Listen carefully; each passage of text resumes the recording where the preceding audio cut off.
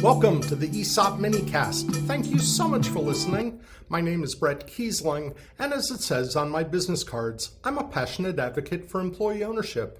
This past Tuesday, on episode 269 of our primary ESOP podcast, I shared suggestions on the best ways to host an ESOP statement annual meeting, including some things to avoid.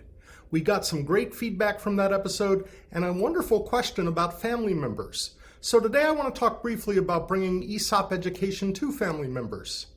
I've presented at or presided over numerous annual statement meetings as well as many ESOP kickoff meetings when the company first transitions to employee ownership.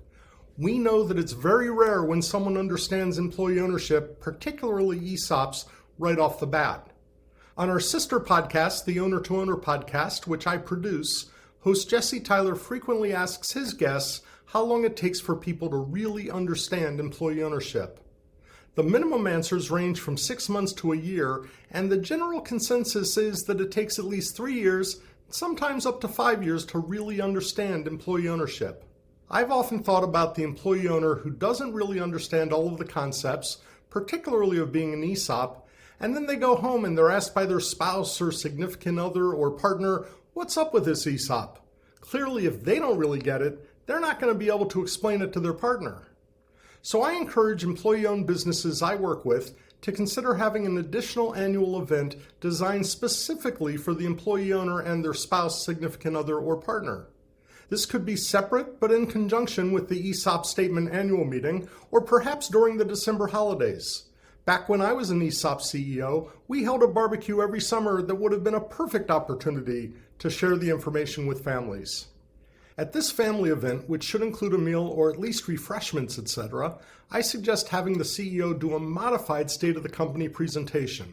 And I think it would be great if the trustee and third-party administrator were there to do miniature presentations and to take questions from the floor. I suggest that the family events be modified and shortened from the annual meetings that I talked about in episode 269, simply because there's more likely to be information that's very appropriate to share with employee owners like company financials that I'm personally not comfortable sharing in detail with non-employees.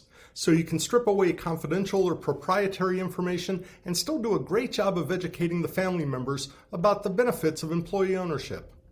Why do I think family education is important?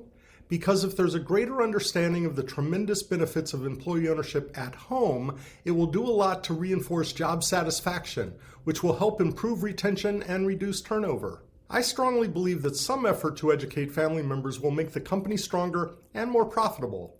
It's also a great opportunity to reinforce a very important concept. Oftentimes, employee-owned companies don't do a good enough job incorporating the value of the ESOP into conversations about salary and benefit packages. Understandably, emphasis is put on salary and benefits such as insurance and paid time off, etc. Including ESOP account information shows how EO jobs are generally more lucrative than the same positions at non-employee-owned companies, which, as I said, can go a long way to reducing turnover and improving employee retention rates, which adds to profitability. If you'd like to talk about how I can help your employee-owned company reach the next level, check out the show notes for this episode. We'll include a link to my calendar where you can schedule a free, no-obligation conversation. I'd love to chat and see how I can help you. With that, we'll wrap up today's episode of the Minicast. Thank you so much for listening. This is Bret Keisling. Be well. We'd love to hear from you.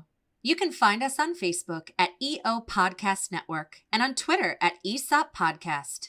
This podcast has been produced by Bret Keisling for the EO Podcast Network. Original music composed by Max Keisling. Branding and marketing by Bitsy Plus Design. And I'm Bitsy McCann.